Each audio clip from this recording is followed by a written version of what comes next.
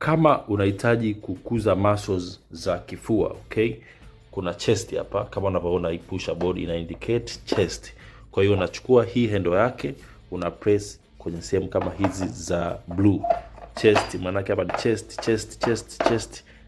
chest, okay? Una press, then unapiga push up zako za kifua kama ni 50, 10, whatever. Kama unaanza chache tu, lakini pia kama unataka kukuza back, mgongo, unataka kukuza mkono, tricep, unachagua hii tricep.